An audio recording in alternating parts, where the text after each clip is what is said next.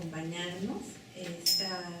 Este es un conversatorio en realidad que acompaña o que dialoga con la exposición Memoria, Visualidad y Temporalidad, experiencias en antropología visual, que está en el patio al lado de la biblioteca, y en el cual se muestran la producción académica de los graduados del programa de la maestría en antropología visual, tanto en las tesis escritas como en las tesis documentales.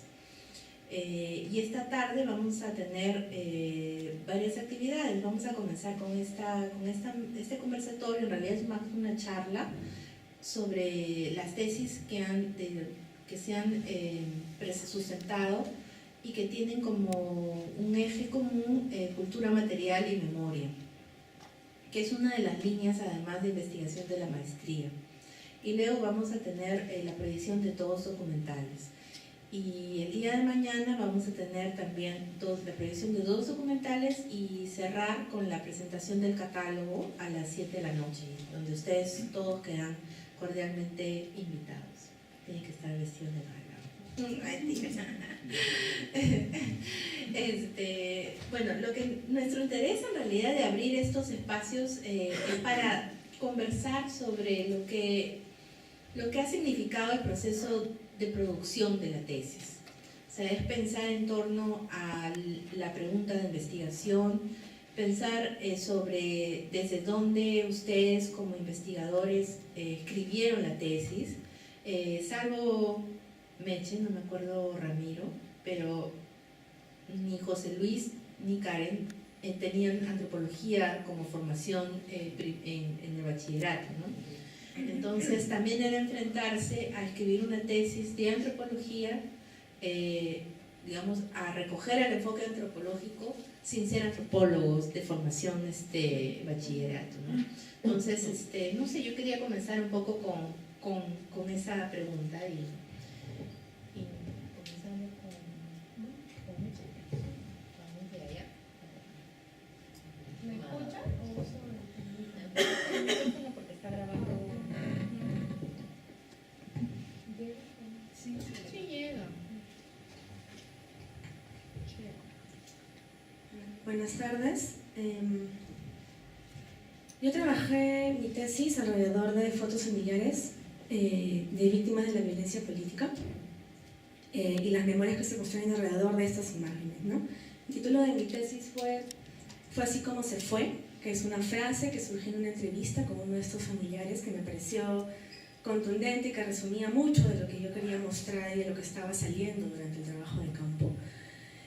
Álbum fotográfico familiar como espacio para representar y reconocer a las víctimas de violencia en el Perú. ¿Cómo llegué a esto? Pues por intereses tanto personales como académicos, ¿no? Inicialmente, mi interés personal fue siempre sentirme atraída por estas fotos analógicas con cierta estética, cierto tipos de material también, ¿no? Fotos que me llevaban a preguntarme quiénes eran los que estaban ahí representados, quién tomó la foto, qué se esperaba representar. No, me daba mucha curiosidad además también saber qué significado o valor emocional tenían esas imágenes, que también al final eran objetos, ¿no? Que se conservaban de alguna manera en la casa y daban cuenta de la memoria familiar. Otro tema de interés fue también que frente al avance del acceso, a la facilidad de acceso a las cámaras digitales y la gran cantidad de fotografías que permitían tomar en diferentes espacios, también reconfiguraba la forma de archivar estas imágenes y de repensarlas, obviamente, en cuanto a temas de representación. Y finalmente llega el problema de investigación como resultado de la lectura de dos textos que fueron para mí muy importantes, Álbum de familia de Armando Silva y un proyecto de fotografía familiar de la Municipalidad de Montevideo, en Uruguay, también relacionado a temas de violencia, que me permitieron perfilar la problematización y diseñar la estrategia para el abordaje de la misma, ¿no? Y de esta manera planteé el álbum tanto como campo de investigación y como metodología, ¿no? Y esto sí lo voy a leer. De esta manera, la investigación no solo va a contener un componente etnográfico, sino que se presenta como una propuesta para pensar el álbum de dos maneras: como un espacio de representación, que es lo que propongo, donde puede darse otra forma de expresar las memorias relacionadas a los años de violencia en el Perú, y como un espacio de reflexión sobre la categoría de víctima que nos permita acercarnos a sus aspectos familiares con miras a su humanización. Este segundo aspecto, de hecho, fue también un punto de partida porque mirar las imágenes, ponerles nombre a esas imágenes, hablar de historias personales también nos permitía reflexionar y problematizar esta categoría de víctima que por lo general daba cuenta de un otro ajeno, un otro lejano, un otro que no conocemos, descontextualizado culturalmente y solamente reconocido y mirado desde un contexto de guerra. Entonces yo me acerqué a estas historias familiares que también eran personales, de 6 jóvenes estudiantes universitarios que fueron desaparecidos, asesinados a inicios de la década del 90 a manos de efectivos paramilitares. Ellos fueron Enrique Ortiz Perea, Ernesto Castillo Páez, Armando Amaro Cóndor, Melissa Alfaro Méndez, Dora Ollague Fierro y Kenneth Ansualdo Castro. Esta selección se fue perfilando durante el trabajo de campo, no es que yo la haya planeado así inicialmente. Y este grupo pues se fue construyendo durante la praxis misma de hacer el trabajo de campo y poner en práctica esta propuesta de pensar el álbum como un espacio de presentación y como un espacio de reflexión. Bueno, no tuvo tampoco fines de reducir o uniformizar la forma en que podemos entender a las víctimas del conflicto. Fue un estudio de casos para poner en prueba algo, ¿no? Así fue como llegué al problema, ¿no? No sé si tratamos ahora el tema de hallazgos o metodología, tal vez. O mejor que de... Ajá, claro. Ya. Buenas tardes a todos y a todas. Yo soy José Luis Rosales. Digamos, la tesis que trabajo en la maestría se llama Heroica Nación, las imágenes de Miguel Grau y Tupac Amaru en textos escolares. Entonces, si se trata un poco de contar cómo llegamos al problema de investigación, ahora que, digamos, mientras iba pensando en esto, tengo la sensación que no es que yo haya encontrado el problema, sino que el problema me encontró a mí, ¿no? Y yo creo que hay como 2 líneas, ¿no? Desde dónde pensar eso, ¿no? Una primera es, digamos, mi historia como personal, ¿no? Digamos, yo soy sociólogo, pero vengo de una familia con una fuerte presencia militar, ¿no? Por un lado, 2 abuelos militares, mi padre ex militar también, ¿no? Y digamos, como buena parte de las familias y de las subjetividades pues, en este país, ¿no? Mi familia está marcada también por una fuerte tensión entre lo criollo y lo andino, digamos, ¿no? Por un lado es una familia, digamos, que ha radicado por muchos, digamos, durante varias generaciones en la costa, y otro lado de la familia más bien andina, ¿no? Y por un lado esta fuerte figura de los militares, ¿no? La idea del héroe, ¿no? Muy presente, digamos, en los recuerdos que yo tengo, ¿no? De haber estado en los cuarteles, digamos, las imágenes de mis abuelos, de mi padre, en fin, ¿no? Y por otro lado, esta sensación de la sobrerepresentación del lado criollo familiar en términos de imagen, ¿no? En mi historia, digamos, familiar, personal, y el ocultamiento de aquellas imágenes más bien vinculadas con lo andino, digamos, ¿no? Es decir, las imágenes del lado criollo se mostraban, digamos, en los espacios públicos, ¿no? Más bien familiares, y, digamos, la de los antepasados andinos estaban más bien escondidas, ¿no? En cajas, en fin, ¿no? Ese es, digamos, el lado más personal, familiar. Y el lado más bien que me llega por, digamos, mi trabajo ya como sociólogo, ¿no? Yo venía trabajando temas vinculados con la nación, la construcción de comunidades, ¿no?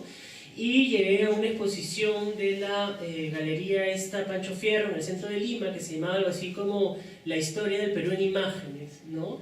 Es en esta exposición que me encuentro con digamos, había un área importante de la exposición que estaba destinada a las imágenes de los héroes nacionales, y a mí me llamó mucho la atención este contraste, ¿no?, entre las formas en las que estaban representadas estas dos imágenes que ocupaban un lugar importante en relación a las otras imágenes de héroes nacionales.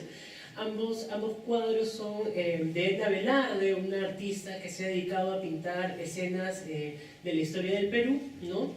Me llamó mucho la atención, digamos, lo diferente de las representaciones, ¿no? El Túpac Amaru representado digamos, a 3/4 de cuerpo, un poquito más, ¿no?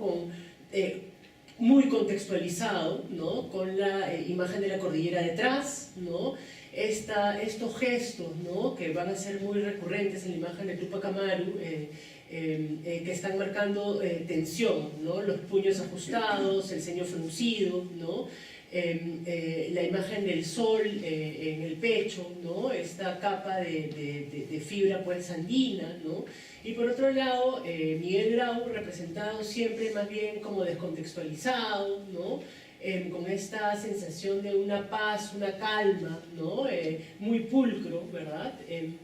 Y es ahí donde yo empiezo a seguir como el rastro de estas representaciones, ¿no? Voy mirando láminas escolares, voy mirando libros de texto y, digamos, me voy dando cuenta de que estos matices en las representaciones son muy recurrentes, ¿no? Ahora, los retos desde el lado de la antropología, ¿no? Mi formación es en sociología, digamos, ¿cómo decir?, extranjero no soy, porque son ciencias sociales al fin y al cabo, ¿no? Pero, digamos, el reto ¿cuál fue para mí? Digamos, incluir lo que desde la antropología se llama como la perspectiva del actor, ¿no? Es decir, pasar de un análisis muy concentrado en lo que el investigador podía, digamos, interpretar, ¿no?, de la imagen en sí, ¿no?, y hacerla dialogar con aquello que ciertos grupos, ¿no?, en este caso docentes de escuelas, digamos, podían, digamos, interpretar también por su lado y poner en diálogo, ¿no?, en un juego, ¿no?, mi propia mirada a las imágenes con las de los profesores, ¿no? Eso también, por ejemplo, me llevó a pasar de la idea del imaginario, ¿no?, a la idea del trabajo de la imaginación, ¿no?, donde la idea del actor, ¿no?, con el que uno trabaja va tomando peso, ¿no? Sí, creo que ese es un poco el derrotero sobre cómo finalmente llego a construir el problema, ¿no?, y cómo el reto que yo tengo, ¿no?, en pasar de una perspectiva más bien sociológica, ¿no?, que no necesariamente enfatiza en el actor, ¿verdad?, a una mirada más antropológica, ¿no? Me costó, ¿no? Sí me costó, pero bueno, al final creo que lo logré, ¿no?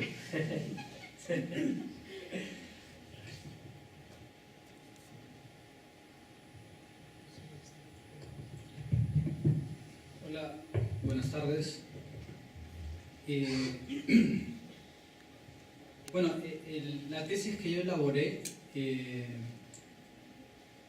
tuvo como insumo principal imágenes que se habían tomado en la ciudad de Tarapoto desde hace como 70 años, más o menos.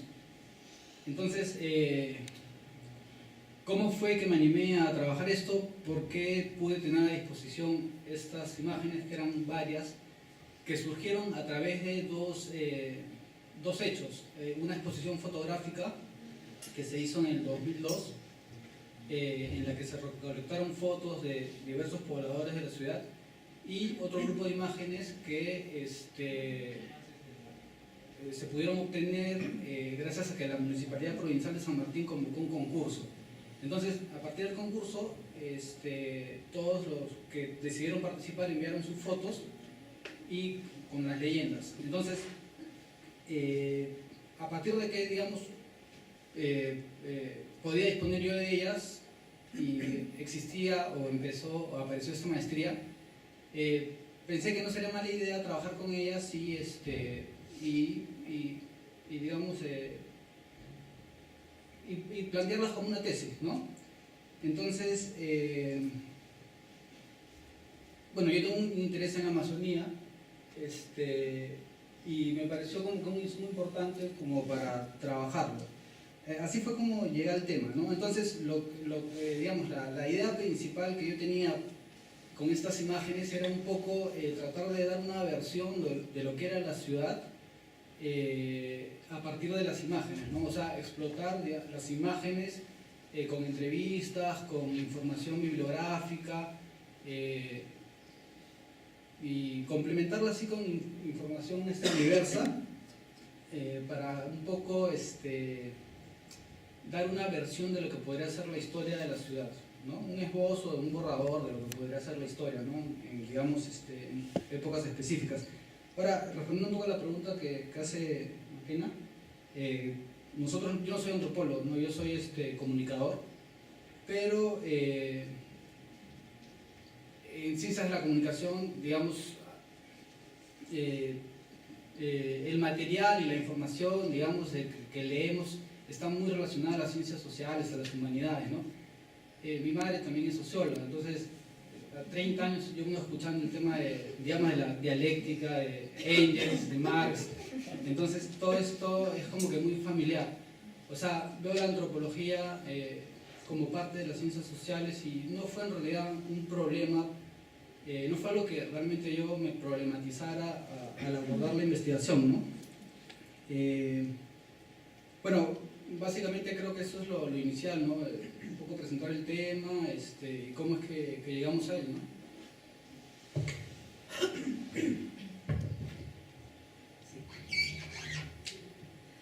Hola, buenas tardes. Quiero agradecer la invitación aquí a compartir, después de tantos años otra vez, la tesis. Yo fui la primera que sustentó, además, o sea...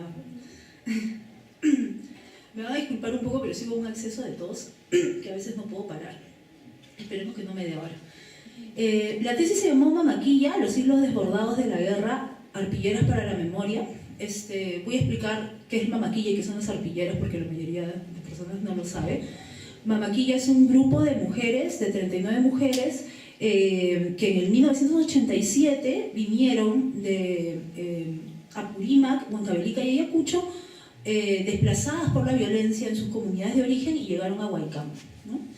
Y las arpilleras es una técnica de arte tradicional contemporáneo que se inventa Violeta Parra en Chile en los años 60, que es más o menos cuando lo que ven ustedes en las tiendas artesanales, cuando ven una mochila o una chompa que tiene muñecos de tercera dimensión pegados.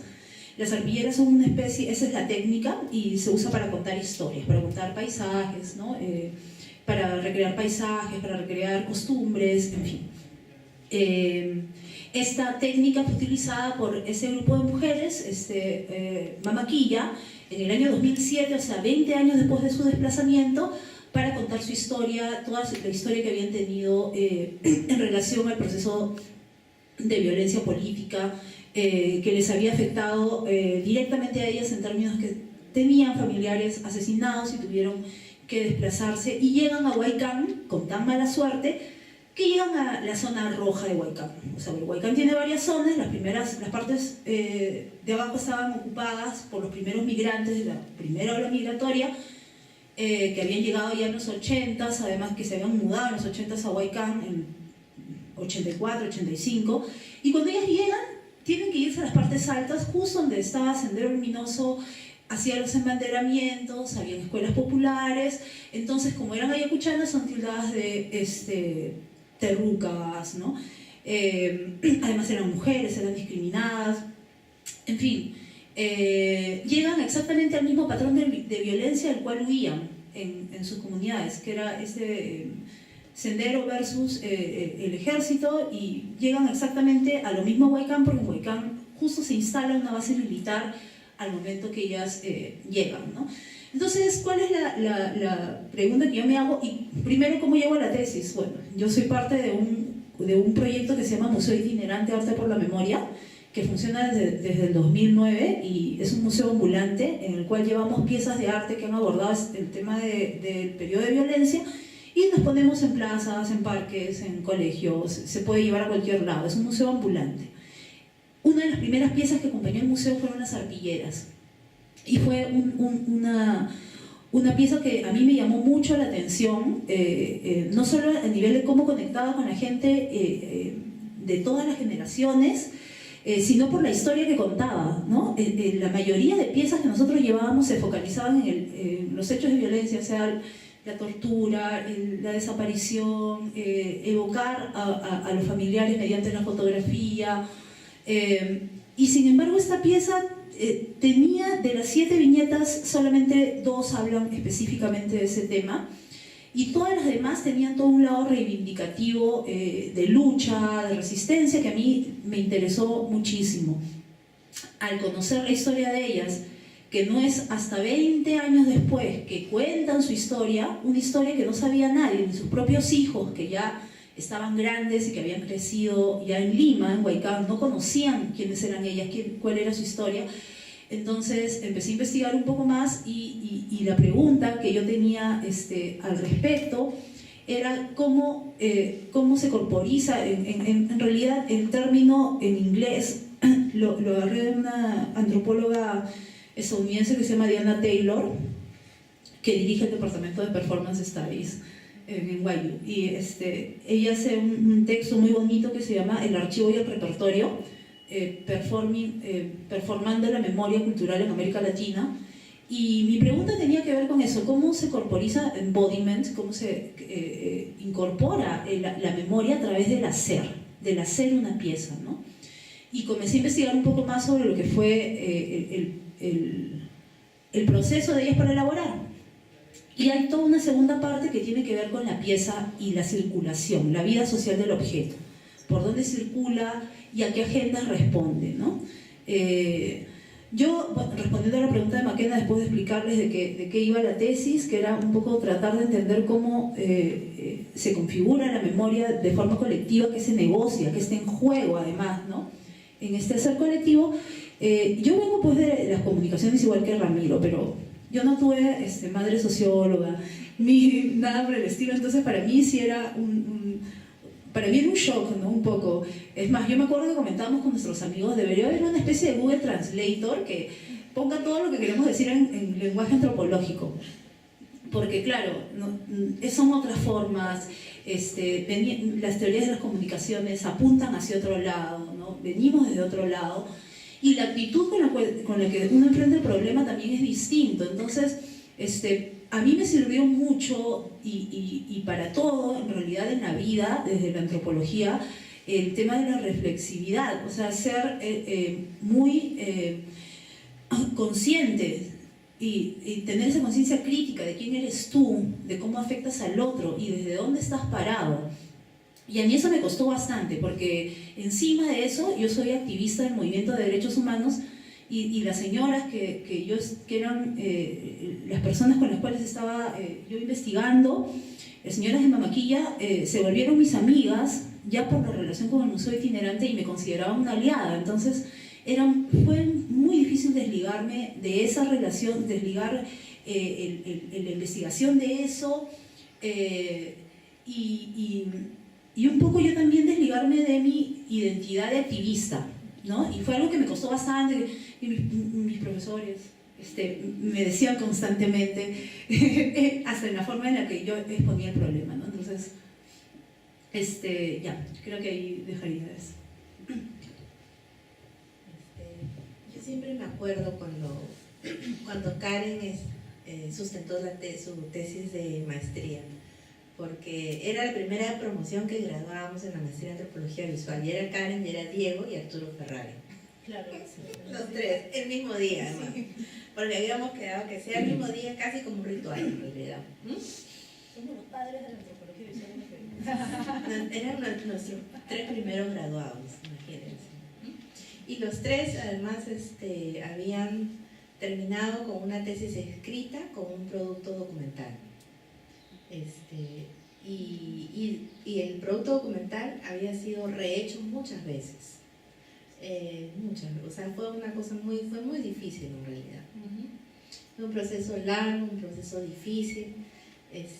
Lo bonito también es de que, bueno, para mí, porque yo era la asesora de Karen y de Diego, entonces era sentarnos los 3 a conversar sobre los trabajos de tesis, a conversar sobre los trabajos de tesis, a conversar con las horas de grabación de los videos documentales y ver dónde es que hacían los cortes y cómo cómo Karen podía salir un poquito de su activismo y mostrar ese otro lado de las señoras tejiendo, cómo Diego podía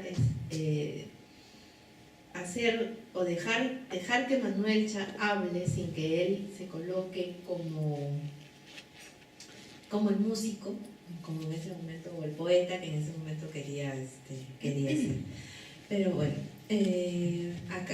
Meche, José Luis Ramiro y Karen, lo que presentan es en realidad temas que discuten sobre una línea, que es esta línea, como les señalaba, de cultura material, arte y memoria. Y uno de los puntos centrales es lo que a mí, digamos, me gustaría un poco para que ellos puedan reflexionar, es sobre lo que fue el hacer la etnografía, ¿no? La parte etnográfica. Ahí el uso de las técnicas, ¿no? Para poder llegar al punto de los hallazgos, ¿no? O sea, de lo que es la construcción del dato, si quieren, y los hallazgos como producción, ¿no? Como producto. No sé, quizás ahora cambiamos y seguimos con Karen. Para no pasar el micrófono. Claro, para no pasar el micrófono hasta el otro lado. Sí, aprovechando que no tengo acceso a datos ahorita también. Bueno, sí, para mí la etnografía fue bien retadora, porque yo había hecho trabajo etnográfico sin saber que se llamaba así, porque yo soy documentalista, y cuando tú quieres documentar un proceso, te tienes que tomar tu tiempo, no es un reportaje, ¿no? A diferencia del reportaje, el documental te exige un trabajo etnográfico. Entonces, yo estaba acostumbrada y familiarizada a hacer esa investigación sin saber que era una etnografía y además un poco más, tampoco conocía mucho las metodologías de las ciencias sociales. Sin embargo, a mí me tocó ir a Huaycán, no fue que me fui de Lima, y eso fue más difícil todavía, porque yo creo que es más fácil que tú te vayas a una comunidad y te desligues de tu vida aquí y estés todo el tiempo ahí, más o menos tengas el cerebro puesto en tu investigación, a que tengas que ir a Lima, pero una Lima que no es Lima, que el transporte público está a 2 horas y media y de forma muy caótica, un lugar muy difícil de llegar, donde no te puedes quedar hasta tarde. Entonces, para mí eso fue una de las complicaciones, ¿no? La cercanía, pero a la vez la lejanía de Huaycán, ¿no? Otra cosa que para mí fue difícil también es que fue la relación que yo entablé con ellas antes, y la relación que yo entablé con ellas a raíz de la persona que me llevó a que ellas me tengan más confianza, una amiga muy querida de ellas que había trabajado en el taller de la ONG que hizo, que fue la promotora de que ellas hicieron esta pieza de arpilleras, ¿no? Vamos a ir pasando, que esa es la serie y la vamos a ir pasando. Y entonces nunca me desligaron del rol ni de activista ni de trabajadora de ONG, era muy difícil. Entonces, por todos lados me consideraban que yo podía ayudarles de alguna forma a que visibilizaran sus demandas, los temas pendientes que hay con ellas, sus reparaciones, el reconocimiento, la solidaridad, la empatía. Entonces yo la verdad tuve que hacerles muchas entrevistas, inclusive de que repitan lo mismo, para lograr que ellas dejen de mirarme de esa forma y repetir como muchas veces un texto que ya se habían aprendido, que era lo que la ONG quería escuchar o era lo que nosotros como Museo Itinerante queríamos escuchar, ¿no? Y curiosamente ese material lo encontré en un video que yo grabé cuando ellas no me conocían, que fue antes de iniciar esta investigación, que yo fui a visitarlas al taller con mis amigos del museo y que ellas hablaron de cómo hicieron esta pieza y de todo lo que ellas vivieron en Huaycán, ¿no? Era un texto muy combativo, no tenía que ver con ellas como víctimas, como las entrevistas que me solían dar, sino era otra cosa. Era una dirigente política hablando de todo lo que tuvieron que hacer para sobrevivir siendo mujeres discriminadas por ser quechua hablantes, por ser campesinas, en Huaycán, ¿no?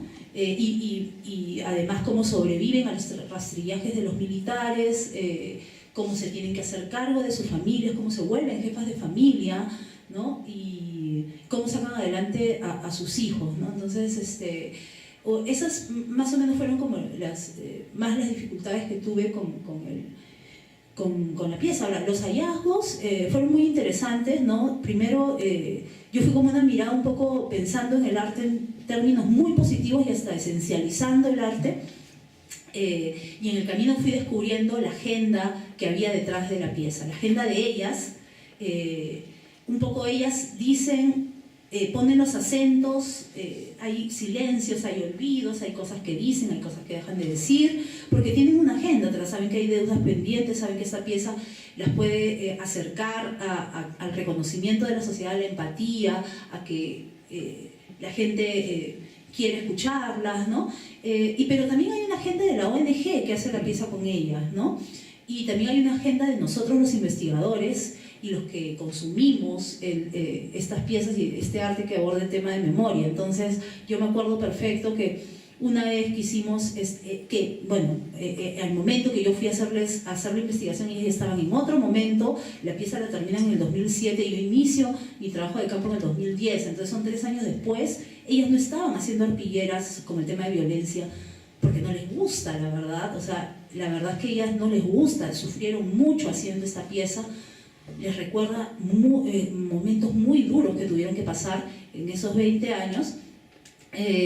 Y ahora hacen paisajes, algo que les hace muy feliz, ¿no? La añoranza por la tierra, eso es lo que ahora les gusta recrear.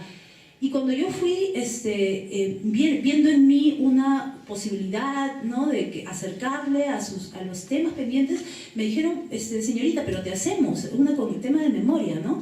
Ya casi por encargo, ¿no? No, pero tú dinos qué cosa quieres y nosotros la hacemos, ¿no? Entonces, ahí también mirar cómo nosotros, ya sea como museo itinerante, como artistas que consumimos estas piezas o como investigadores que vamos y investigamos específicamente sobre ese tema de violencia, también modificamos los comportamientos de ellas, ¿no? Entonces, esas fueron más o menos las cosas que yo fui encontrando, la complejidad, sobre todo la complejidad que hay detrás de estas prácticas y de estos procesos, ¿no?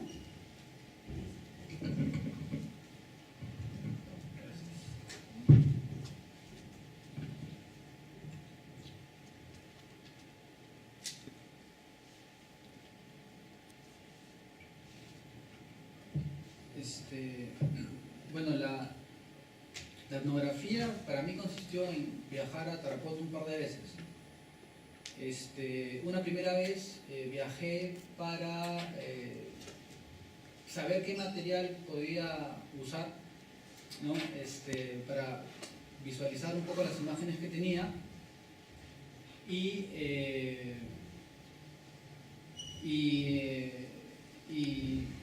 fue en realidad un viaje más de coordinación, el primero, ¿no? El segundo viaje ya sí fue un poco el momento en el que ya tuve que hacer entrevistas, buscar a gente que me pudiese proporcionar más información sobre las fotografías. Hablé con algunos historiadores, busqué libros, digamos, en donde yo podía hacer que esas fotografías me hablasen un poco más sobre la ciudad. Y esa era un poco la idea del viaje, ¿no? de la etnografía, del trabajo de campo que hice. No sé si puedo decir sí. Gracias.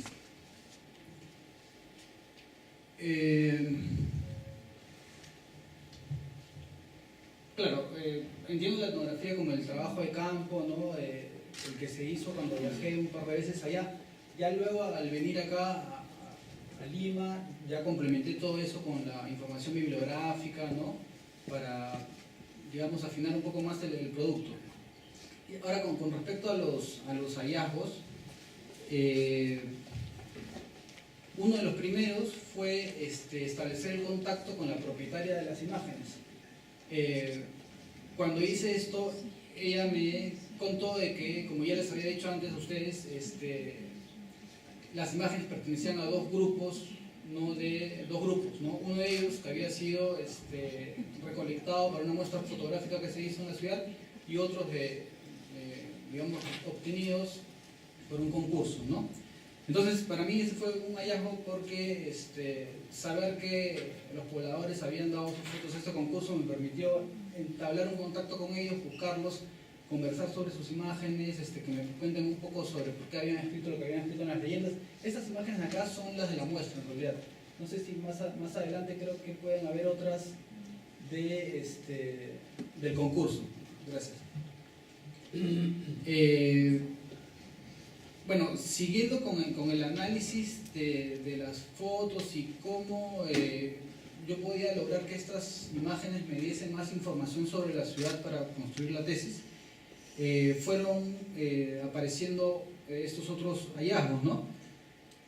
Uno de ellos, que está relacionado un poco con el método que empleé para elaborar la tesis, fue la clasificación que hice de las imágenes con respecto a las fechas, ¿no? Como les había comentado, las imágenes correspondían a los años 1910 a 1970. Entonces comencé a clasificar una por una las fotos, ¿no? Y me di con la sorpresa de que la gran cantidad de imágenes correspondían a la década de 1950, ¿no? Entonces esto fue importante porque me ayudó a delimitar un poco la investigación y a centrarla en esta época, ¿no? Entonces es por eso que también titulo la tesis la fotografía y la construcción de la historia de la ciudad de Tarapoto en la década de 1950. Era el momento en el que yo tenía más imágenes y, digamos, tenía mucho más insumos como para trabajar y un poco apuntar a lo que yo quería, ¿no? Otro de los hallazgos fue otro de los hallazgos fue producto de haber hecho el análisis de las leyendas. Porque cuando analicé estas leyendas, traté de establecer la frecuencia con la que se repetían las palabras y los temas en estas, ¿no? Entonces ahí fueron apareciendo temas, ¿no? Como por ejemplo recurrentes, como los lugares, las celebraciones, la Plaza de Armas de Tarapoto, la iglesia matriz, la casa de los curas pasionistas, ¿no? Los colegios, todo aquello que llegó o se hizo por primera vez en la ciudad, ¿no? Las vestimentas de la época, radio tropical, ¿no? Y bueno, estos hallazgos fueron los que también me permitieron ir construyendo el dato como producción, si se quiere, ¿no?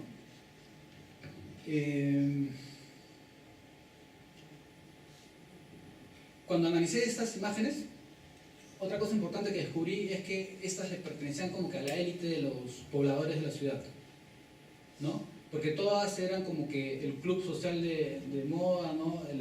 Los niñitos vestidos como que a semejanza de los carnavales venecianos, ¿no? Todo ese carro nuevo que llegaba a la ciudad, ¿no? Por ejemplo, esas leyendas fueron escritas por los propietarios, por los concursantes, ¿no? Y fíjense que ponen primer microbús, ¿no? Así como esa hay otras fotos, ¿no? Ponen primer carro que llega, primera carretera que se construye, ¿no? Como que reflejaba un poco la prosperidad de esas familias, ¿no? Que habían y que registraban imágenes, ¿no? Entonces, esto fue importante porque si yo quería, digamos, construir o tratar de hacer un esbozo o un borrador sobre la historia de esta ciudad, supe que tenía que también ver la otra parte, ¿no? Entonces presté un poco atención a los agricultores, comencé a entrevistar gente que se dedicaba a esto, que era otro grupo social, ¿no? Entonces como que había identificado dos grupos sociales, ¿no? Los que eran los propietarios de las imágenes y que correspondían a, por ejemplo, autoridades, comerciantes, funcionarios públicos importantes, que me daban una idea de lo que era la ciudad, pero dándole vuelta a esto, también me permitía tener otra visión de lo que, en donde yo podía encontrar elementos para complementar esta visión, ¿no? Entonces, a partir de eso fue que un poco fui construyendo el dato, ¿no? A partir de esos hallazgos, ¿no?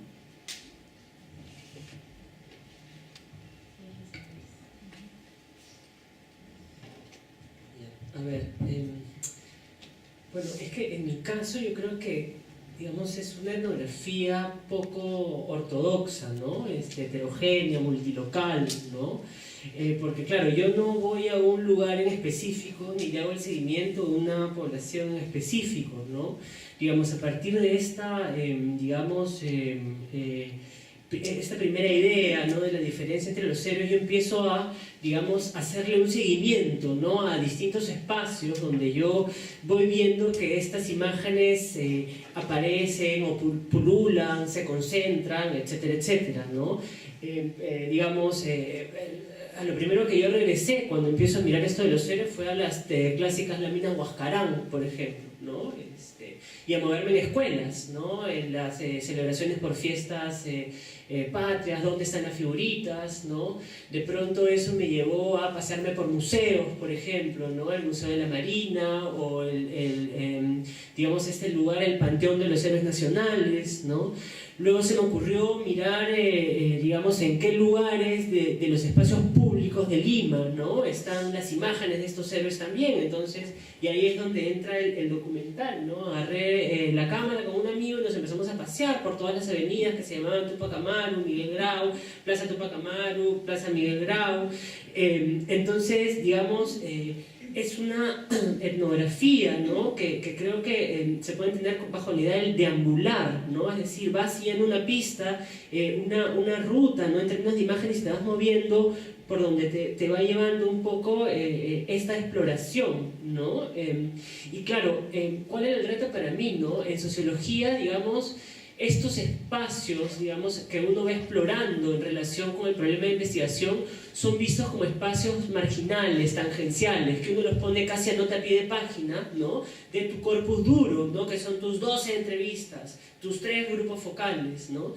Y más bien estos espacios pasaron en la tesis a ser casi los espacios principales desde donde yo iba elaborando las reflexiones que finalmente dieron cuerpo a la tesis, ¿no? Me sumergí en marcos normativos para ver una cuestión más bien histórica, ¿no? En qué momento estos héroes se convirtieron en héroes, ¿no? Rastrear en dónde estaban las imágenes de Grau, dónde las de Tupac Amaru, ¿no? Y tal vez creo que el reto más importante de esta tesis fue justamente poder digerir, digamos, estos múltiples lugares en donde yo me iba moviendo, ¿no?, para irle dando sentido a mis reflexiones, ¿no? En ese sentido, yo sí rescato esta dimensión, ¿no?, del trabajo etnográfico, que es como sumergirte y luego tomar distancia, sumergirte y luego tomar distancia, ¿no? Y que claro, partiendo de la idea de que son distintos lugares con distintas lógicas, distintas sensaciones, ¿no?, distintos tiempos incluso, ¿no? Esto ahora, digamos, después de un tiempo de haber sustentado la tesis, ¿no?, ya entiendo por qué también mis propios procesos subjetivos, ¿no?, de desaparecer, aparecer, ¿no? Maquena que me asesoraba, ¿no?, con mucha paciencia y con mucha capacidad para entender mis vaivenes, ¿no? Me molestaba, me decía el desaparecido, claro, yo por momentos me daba culpa, ¿no?, me sentía mal, pero ya ahora entiendo que en verdad era por el mismo tipo de trabajo etnográfico que yo estaba haciendo, ¿no?, que, digamos, me suponía tiempos distintos, ¿no?, y que yo no podía prever, digamos, ¿no?, dentro de un trabajo en sociología, ¿no?, entonces yo completo mi cuota de 12, hasta ahí llegué, ¿no? Uno tiene mucho más manejo de esto, ¿verdad? Entonces, aquí nuevamente, ¿no?, si mi primera intervención decía el problema de investigación me encontró a mí, digamos, yo podría decir, yo no hice la etnografía, sino la etnografía me fue deshaciendo, digamos, ¿no?, en términos de este sujeto racional que puede decir, yo empiezo aquí y termino acá, digamos, ¿no? Y ahí también, digamos, gracias a Maquena también, ¿no?, porque finalmente ella era la que me iba pautando, ¿no? Yo estaba por momentos perdido, así, ¿no? Claro, o sea, ¿dónde estoy? ¿Hacia dónde voy? ¿No? Maquena decía, no, pero esto está bien hasta acá, ¿no? La sustentación viene acá, ¿no? Yo recuerdo cuando digamos, la última reunión que yo tuve con Maquena, ¿no? Ella me citó a su oficina, ¿no? Entonces yo iba pues con mi cuadernito, ¿no? Para tomar notas, qué es lo que sigue, ¿no? Y Maquena estaba en ese momento, el asistente de la maestría, ¿no? Entonces yo me siento con mi cuaderno y me dice, bueno, José Luis, te he llamado para programar la fecha de tu sustentación, ¿no? Yo todavía veía como mi proceso como no acabado, ¿verdad? Porque, digamos, era tantos lugares, tantos tiempos, ¿no? Y creo que eso fue lo rico de la etnografía, ¿no? Un poco dejarte llevar, ¿no? Por tu objeto de estudio, ¿no? Y aprender a perder el control, ¿no? Aprender a perder el control de tu proceso, ¿no? De investigación, de reflexión, etcétera, etcétera, ¿no? Para mí eso fue todo un descubrimiento, ¿no? Ya una experiencia terapéutica, en fin.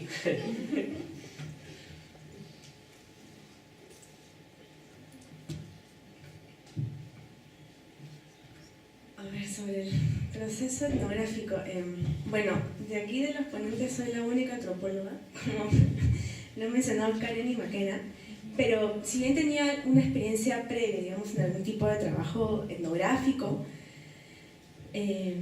sobre todo por pregrado y licenciatura, de hecho la naturaleza del problema de investigación que decidí plantear me presentó muchos retos, y no solamente de tipo metodológico, sino también éticos, ¿no? Uno de mis, al trabajar con este tipo de experiencias, uno de mis mayores temores era instrumentalizar estas memorias, instrumentalizar estas experiencias que son duras y traumáticas,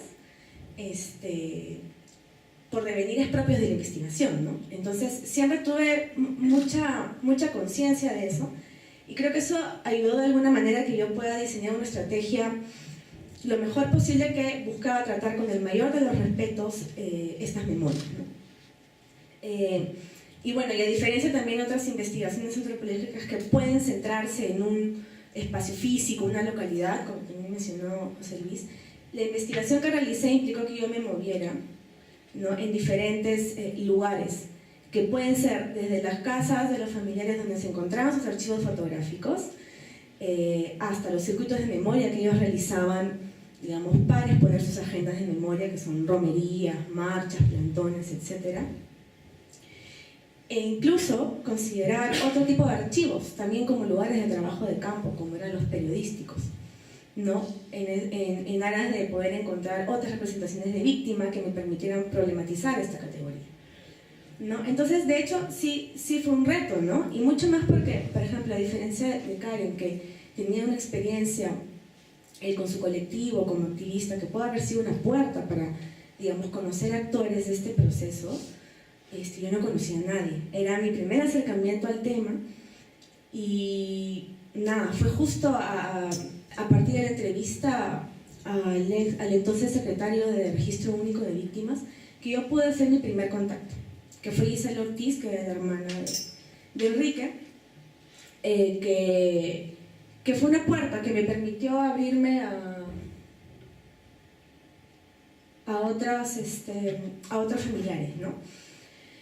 Entonces, para poder trabajar estas memorias con el mayor de los respetos y teniendo en cuenta esta conciencia que les había hablado, de hecho la propuesta metodológica debía incluir la participación de los propios familiares, que eran los portadores de estas fotos, ¿no? Porque finalmente ellos van a ser los relatores de esas memorias, y memorias de las cuales ellos también pues son protagonistas y actores presentes, ¿no? Entonces, como ya les había mencionado, el grupo con el que trabajé se fue conformando durante el trabajo de campo, ¿no? Inicialmente había planteado hacer el trabajo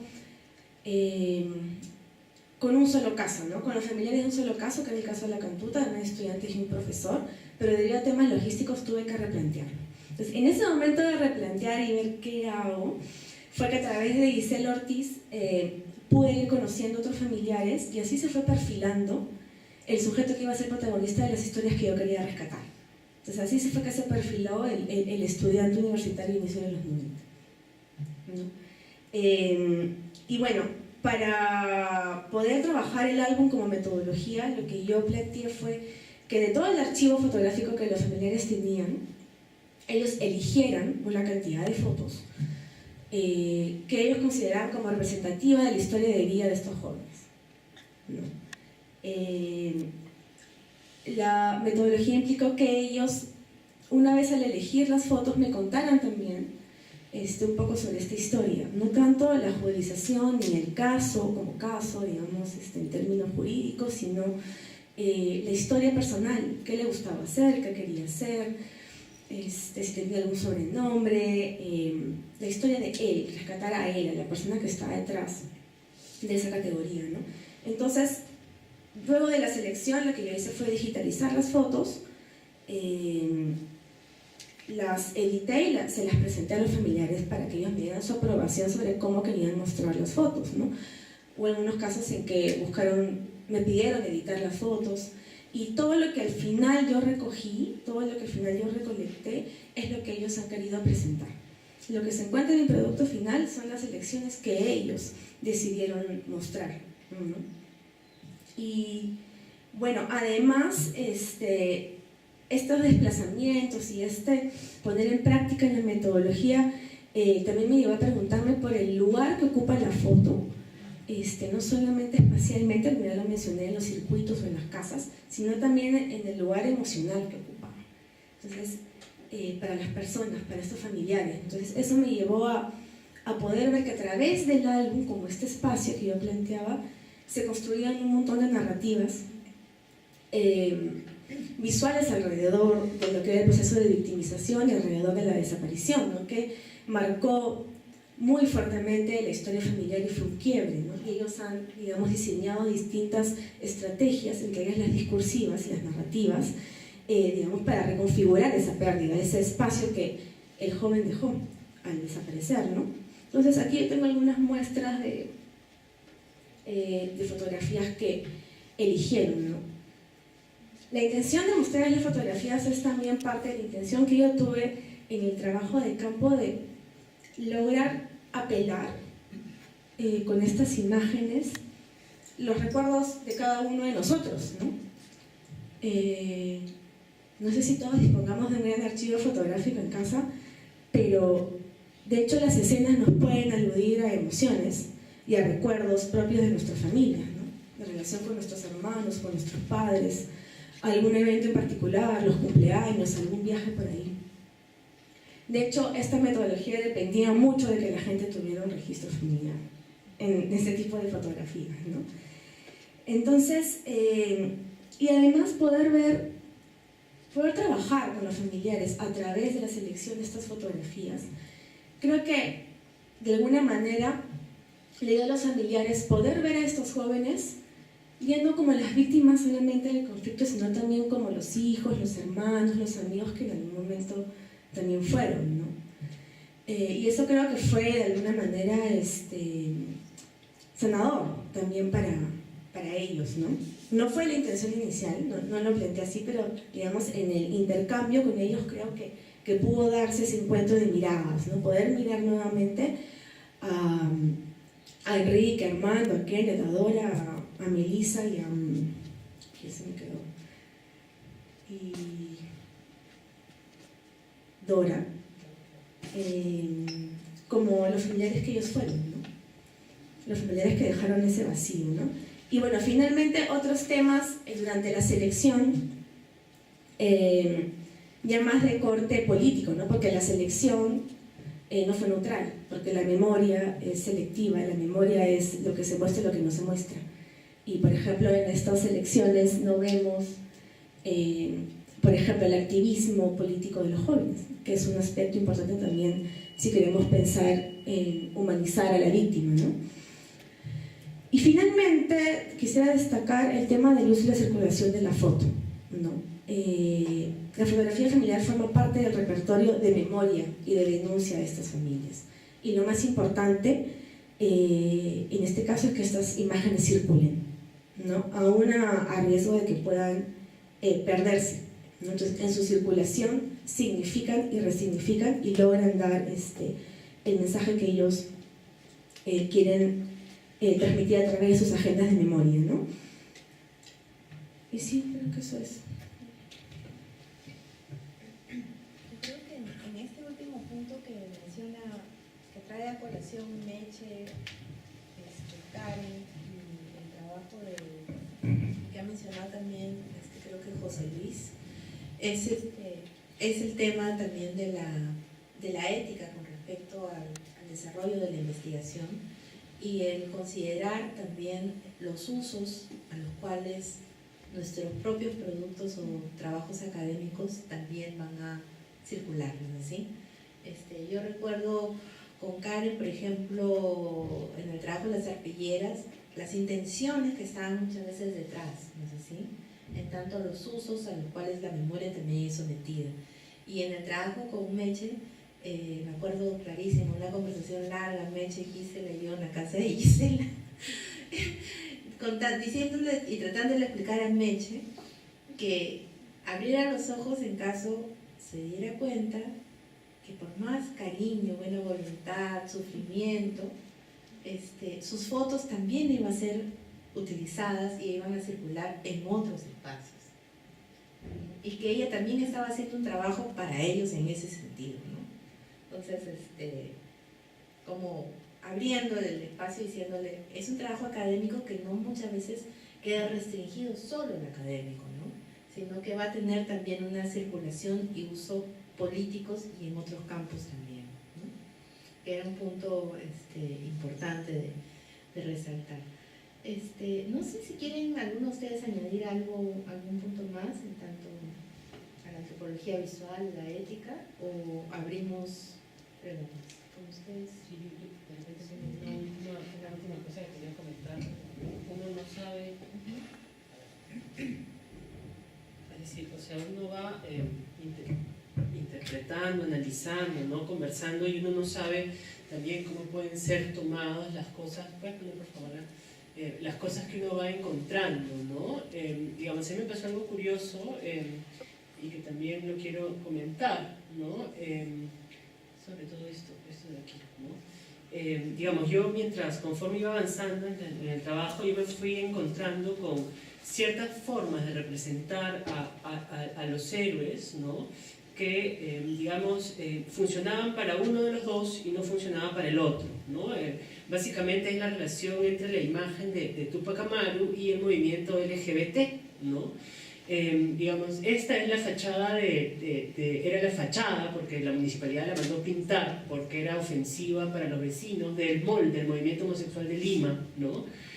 Y la figura central pues es la de Tupac Amaru transvestido, ¿no? Esta es un trabajo de un activista gay que se llama Javi Vargas, ¿no? Donde también, digamos, es la idea de travestir a Tupac Amaru, ¿no? Y claro, para mí, yo esto lo asociaba con esta idea de que Tupac Amaru finalmente es un héroe que no está respaldado por una institución fuerte, digamos, como son las Fuerzas Armadas, en el caso de Miguel Grau, ¿no? Por eso es que, digamos, la imagen de Tupac Amaru también funciona para movimientos críticos, digamos, del sistema, ¿no? Incluido, por ejemplo, el MRTA, ¿no? Y, digamos, mi evaluación, ¿no? Era que esta imagen era mucho más flexible, ¿no? Estaba abierta a la crítica, ¿no? Que era mucho menos cerrada que la de Miguel Grau, ¿no? Lo cual yo lo veía en términos positivos, ¿no? Y claro, uno conforme va reflexionando va presentando la tesis en distintos espacios, ¿no? Y sucedió que presenté estas imágenes en un evento, ¿no? Con profesores universitarios, ¿no? De distintas regiones del país, ¿no? Y aquello que yo lo presentaba y lo evaluaba como algo positivo, ¿no? Terminó generando un debate para mí horrible, digamos, en términos de que se me tiraron encima los profesores de la Sierra Sur, ¿no? Porque para ellos esto era la desvirtualización o la desvalorización de la imagen de Tupac Amaru, ¿no? O sea, yo lo veía en términos de la apropiación por colectivos que estaban buscando por acceso a la ciudadanía, etcétera, etcétera, ¿no? Y claro, ahí yo me quedé pensando también, claro, esta es la interpretación que yo estoy elaborando con mis profesores de escuela de Lima, ¿verdad? Pero no necesariamente es la interpretación que estos profesores de universidades públicas de regiones tienen sobre aquello que estamos presentando, ¿no? Entonces, sí me quedé pensando en eso, en lo que comentaba McKenna, ¿no? Sobre cómo finalmente las reflexiones y las imágenes que uno ve elaborando como parte del trabajo, ¿no? digamos, pueden generar distintas reacciones en distintos grupos, ¿verdad? Bueno, y eso era lo que quería comentar, ¿no? ¿Sí?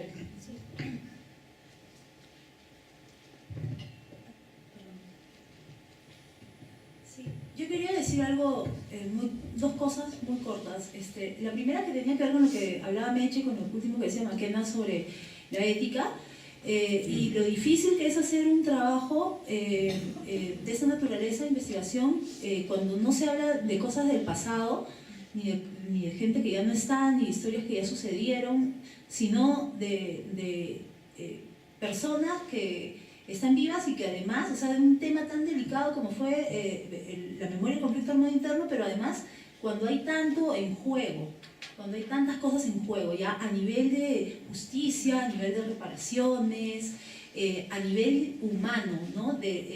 Ya los sentimientos, las cosas que uno despierta, yo creo que eso es un reto, no solamente, por ejemplo, en el caso de la investigación para mí, que yo fui investigadora, sino las chicas que hicieron el taller de arpilleras. Yo las entrevisté y realmente para ellas fue muy duro, tuvieron que tomar decisiones que además guiaron un poco en lo que finalmente derivó la pieza, ¿no? Por ejemplo, eran un grupo de 39 mujeres y se decidió, como no tenían dinero en el proyecto para contratar una psicóloga, se decidió no hurgar ni preguntar por el tema de violencia sexual, ¿no? Por ejemplo, ¿no? Entonces hay cosas ahí que, como mencionó Meche, esta memoria que está construida también de lo que uno decide callar, de lo que uno decide no decir, ¿no? Entonces, un poco que tenía que ver un poco con la ética, ¿no? Y lo otro que no tiene nada que ver con el tema, pero que tú lo mencionaste al comienzo sobre los videos y sobre nuestras sustentaciones, es que nosotros fuimos la primera promo y un poco que aprendimos todos juntos. O sea, realmente hicimos muchas veces el video porque no sabían cómo evaluarnos. O sea, no había quien nos evalúe el video ni cómo hacer un documental etnográfico. No íbamos a hacer un documental etnográfico de 6 horas, pues, ¿no? Como los que habíamos visto en clase, ni íbamos a hacer una nuca el esquimal, ¿no? Entonces, realmente, para nosotros, la primera promo, y siendo la maestría de antropología visual una disciplina transgresora dentro de una academia clásica y dentro de la misma antropología, entonces yo creo que fue un reto también para los profesores, para nosotros, poder acomodarnos, ver, ¿no? O sea, las cosas se han ido acomodando, ya en la segunda promo ya había un formato para hacer tesis documentales, pero cuando nosotros estuvimos no había, entonces tanto en las metodologías, en cómo plantearlo y en cómo nos evaluaban, hubo un aprendizaje conjunto y fue realmente un gran dolor de cabeza, pero fue muy chévere también. Sí, nosotros justo en la presentación que hizo Gisela el martes en la tarde, el tema era cómo es que habíamos aprendido juntos, ¿no? Y cómo el desarrollo del programa, o sea, son 6 años desde que el programa ha sido creado, son 5 promociones que han egresado, y por eso tenemos muchas tesis, ¿no? Somos un programa que tiene muchas tesis para ser tan pequeñito, ¿no? Y hemos ido como armando y a lo largo de este tiempo dando forma a las áreas y las líneas de investigación. Eso ha sido como es parte de este ordenar, si quieren, ¿no? Y ahora, bueno, va a ser ampliar un poco la comunidad antropológica y compartir algunos cursos con la maestría de antropología, ¿no? Para tampoco no estar ni ellos alejados de nosotros, ni nosotros de ellos. O sea, somos parte finalmente de la misma comunidad con nuestra propia especificidad, ¿no? Respetando nuestras particularidades. No sé, yo creo que disponemos al menos de 15 minutos, unos minutos para preguntas. No sé si tienen algunas preguntas, comentarios. ¿No hay? Rosy. Sí, yo preguntar. ¿Perdón? No preguntaba, te lo juro que te decía, te obligaba a responder. Digo ahora. Bueno, en principio he llegado tarde, en realidad conozco los trabajos de mi promoción,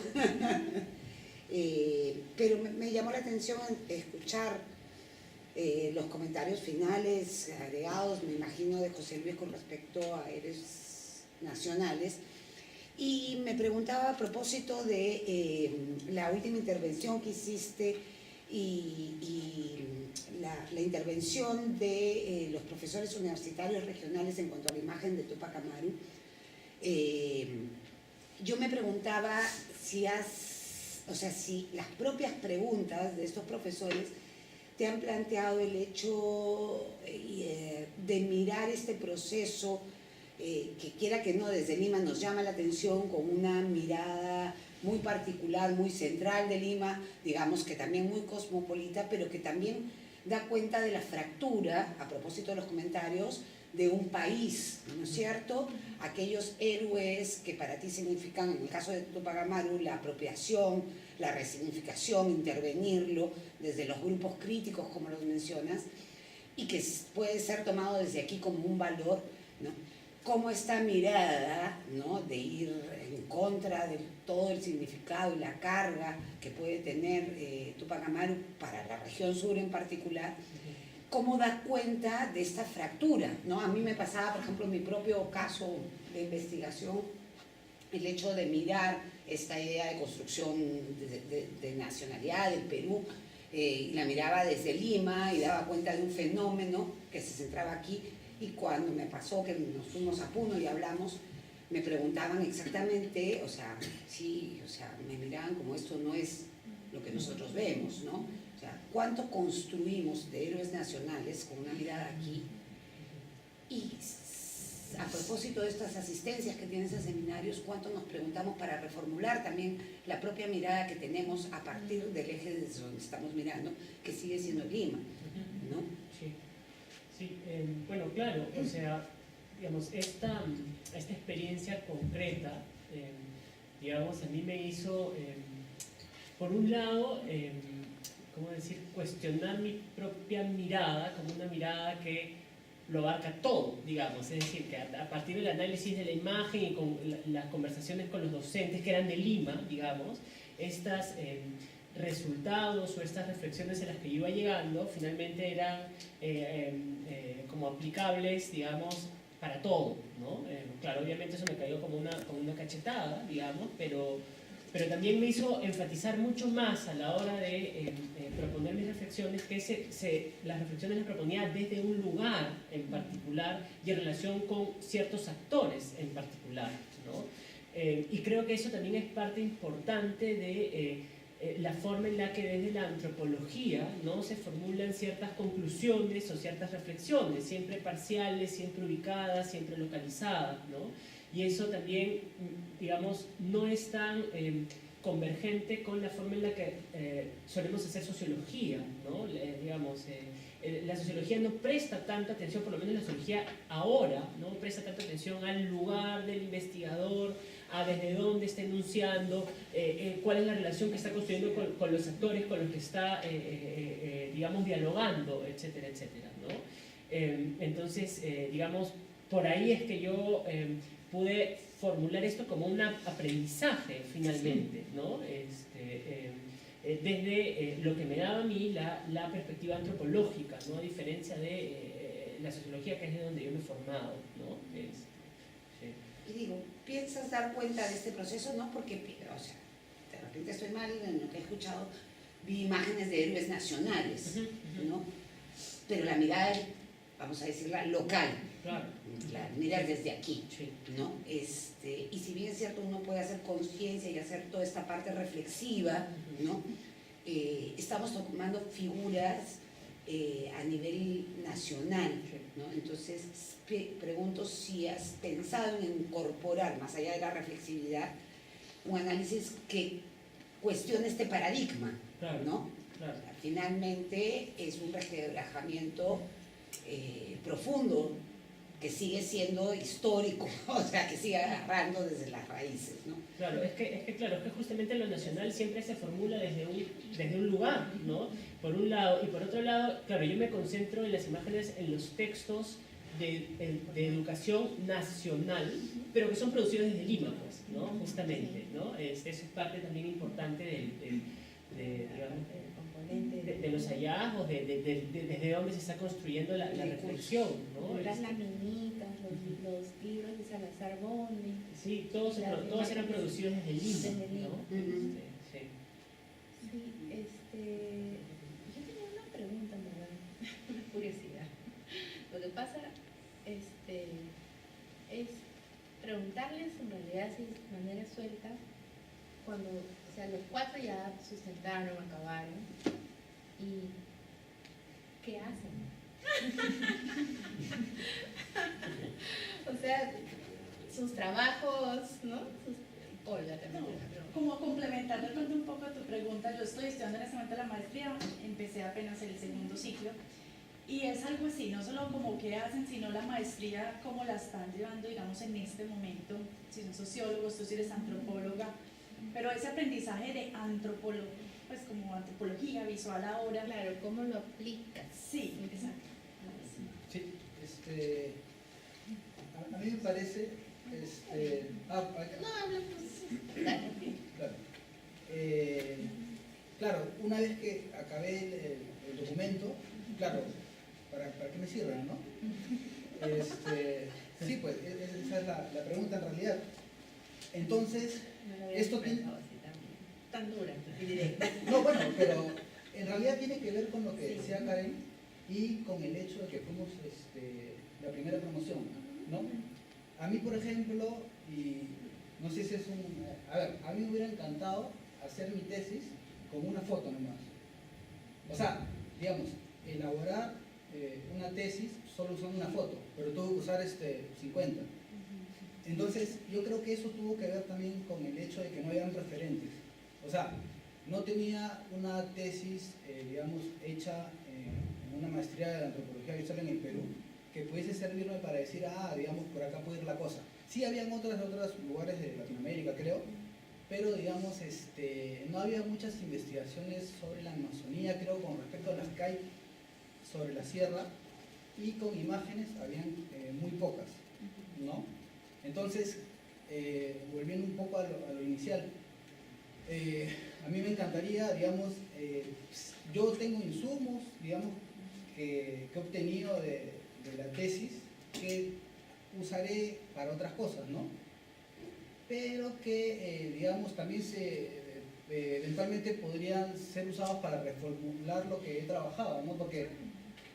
Porque también el título de mi tesis es como que un poco muy abarcador, ¿no? O sea, la fotografía y la historia de la ciudad, ¿no? O sea, como que es demasiado, ¿no? Por eso leyendo la tesis yo decía, bueno, lo que tengo que decir ahorita es que lo que he hecho es un borrador, ¿no? Claro, sí.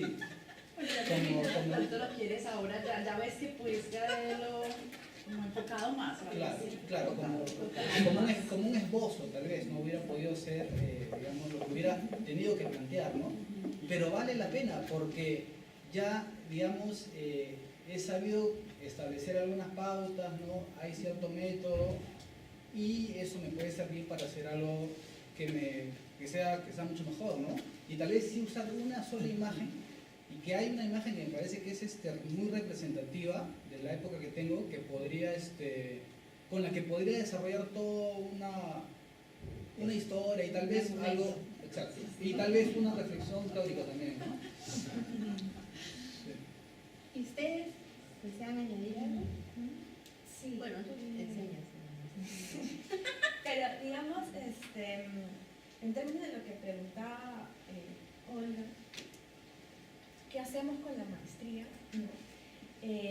Claro, yo también fui parte de la primera promoción y varias cosas se han reformulado, pero yo siento que en lo personal, en esos 2 años y medio de lecturas, de discusiones, de retomar el venir a la universidad y sentarse a clase, fue un ejercicio para mí en lo personal muy importante y que me reentrenó en mi mirada como antropóloga, ¿no? El tema de la reflexividad, la autoconciencia, el poder abordar el campo de esa forma, no solamente como la comunidad tal o el grupo tal, y ver las diferentes opciones que se abren. Precisamente por la naturaleza de la disciplina, a mí me abrió como una nueva me han dado formas en antropología que creo que más adelante podría aplicarlo. Si bien no puedo trabajar como antropóloga visual, no hay requerimientos, no sé, como antropóloga visual, o están muy restringidos en todo caso. Siento que la mirada a la cual yo me acerco, ¿no? A hacer, ¿no? Se ha perfilado también gracias a la maestría, ¿no? La relación con las personas, el cómo tratar ciertas, no solamente visualidades concretas como las fotos, sino también imaginarias, con toda esa reflexión y mirada en todo el término, para mí fue bastante útil, ¿no? Por ahí lo rescato. No, de hecho, sí me hubiese gustado también cubrir otros temas que habrá, ¿no? No, gráfica, pero eso fue, ¿sí? Sí, bueno, como soy un poco enfermo, yo soy Sí, bueno, a mí la verdad es que como yo vengo de las comunicaciones y encima me especialicé en audiovisuales, porque nunca me gustó el periodismo mucho, el mundo, ¿no? De la prensa, entonces el hecho de que en la maestría te obligaran a escribir un texto, o sea, si yo hubiera estudiado un año después, ten por seguro que yo hubiera elegido hacer un video documental y hubiera hecho... Pero hay texto también, un video documental. Sí, claro, pero en nuestra época solamente podías hacer el texto. Yo me acuerdo cuando Gisela nos puso el formato de la tesis, cómo teníamos que presentarlo y todo era escrito. Pero a mí, la verdad, eso marcó radicalmente lo que yo hago ahora, que ahora también escribo, ¿no?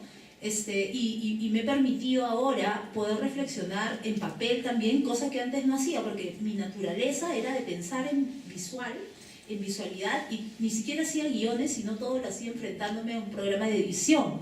Yo hacía documentales y ni siquiera hacía un guión porque ese era mi instinto y la forma en la que operaba mi cabeza y mi cerebro. Entonces realmente tener que haber escrito esta tesis, que para mí fue un parto de 100 páginas, ¿no? No es mucho, pero para mí me costó cada párrafo, de verdad. Y además tú venías de tu tradición rockera. Claro, yo venía de mi tradición rockera. Yo solo podía, no, pero bueno, a mí realmente... Sí, escribía así, sí, como Cherno escribía. Y entonces, realmente para mí fue bien, a mí me ayudó mucho eso, ¿no? Mirar otras formas de poder, que es más bien la forma, ¿no? La forma de cómo tú materializas tu reflexión y tu pensamiento. Y claro, muy de acuerdo con Meche, en el sentido que a mí me cambió la forma también de ver, de enfrentarme a las cosas, a los problemas con los cuales yo tengo que ver el día a día, ¿no? Yo soy curadora, trabajo mucho con el arte y mi relación con los objetos y con aprendí a mirar los circuitos de producción, de exhibición, de consumo, mirar más allá de la misma pieza, que era una cosa que antes yo no hacía mucho, ¿no? Sí, bueno, en mi caso yo ya hacía investigación social desde la sociología, ¿no? Pero creo que con lo que me quedo de la maestría, digamos, en términos de cómo alimentaba ya mi trayectoria profesional, es la potencialidad de la imagen, digamos, ¿no? Para, digamos, ampliar, ¿no? Fortalecer, ¿no? Los procesos de investigación y las metodologías tradicionales que ya conocemos, ¿no? O sea, yo mis entrevistas a mis profesores las hice con las imágenes en la mano, ¿no? Pasándolas, ¿no? ¿Qué opinas de esto? Mira, ¿qué te llama la atención de aquí, de allá? Etcétera, etcétera, ¿no? Eso por un lado, ¿no?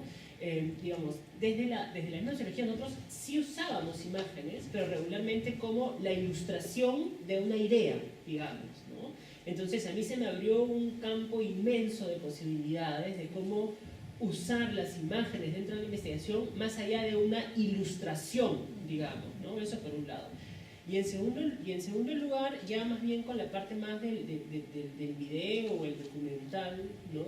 Que sí te permite incluir más sentidos, digamos, que la visión, ¿no? O sea, porque claro, regularmente nos relacionamos con la imagen, digamos, dentro de una forma de investigar más tradicional, ¿no? A partir solamente del ver, ¿no? Pero lo audiovisual, digamos, me permitió incorporar más sentidos, digamos, a mis procesos de reflexión, ¿no? El audio, por ejemplo, ¿no? Muchas sensaciones que es muy difícil trasladar al texto, ¿verdad? O a solamente lo visual. Eso creo que son los dos grandes aprendizajes, ¿no? Desde la maestría para ya una trayectoria de investigación social que yo ya tenía, digamos, ¿no?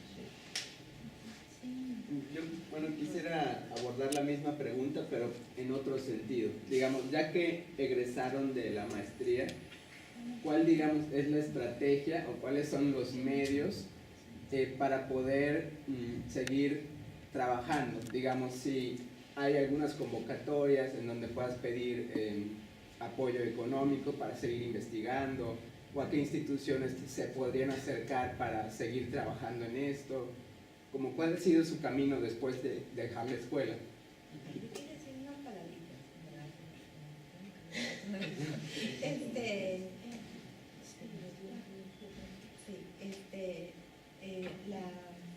Necesito me olvido lo que significa DAFOS, pero para lo que es producción documental, DAFOS tiene concursos anuales. Justo acaba de ganar Sofía Velázquez en el concurso de este año, ¿no? Para hacer un documental.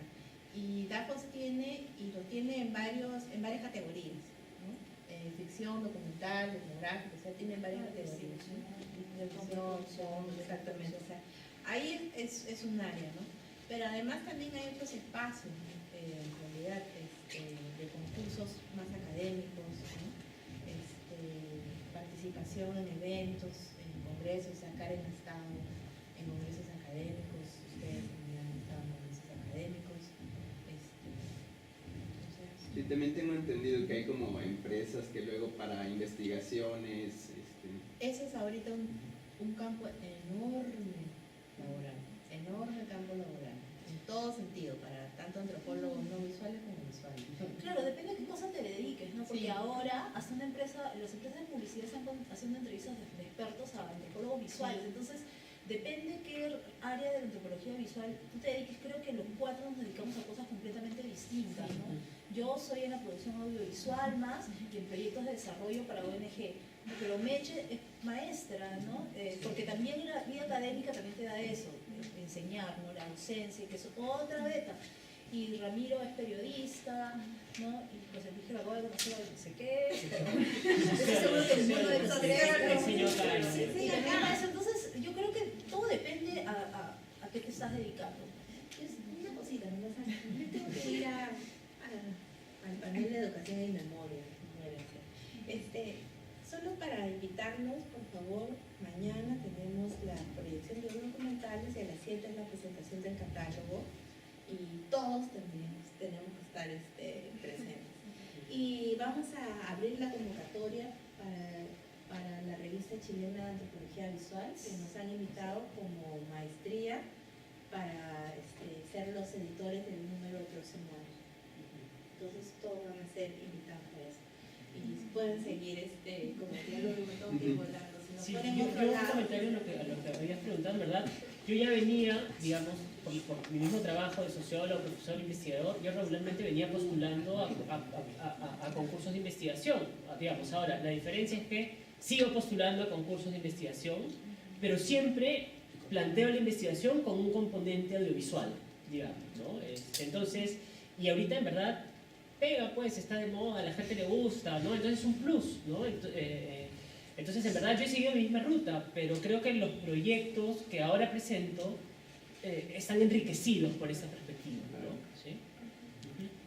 Yo andaría lo de Karen también con el tema de, depende a la línea que quieras dirigirte, ¿no? He visto algunas convocatorias para trabajar temas en cultura material, por ejemplo, generar inventarios, desde la parte de cómo conservar el objeto hasta los significados culturales de cada uno y por qué es importante conservarlos, ¿no? Su importancia para los portadores, etcétera, que también tiene que ver con una de las líneas de la maestría, ¿no?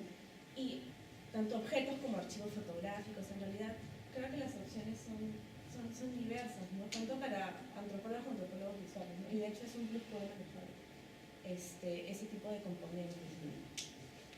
Bueno, nuestra moderadora se fue. Así que no sé si tienen alguna pregunta más. Tenemos 10 minutos para seguir conversando del tema. No sé si tengo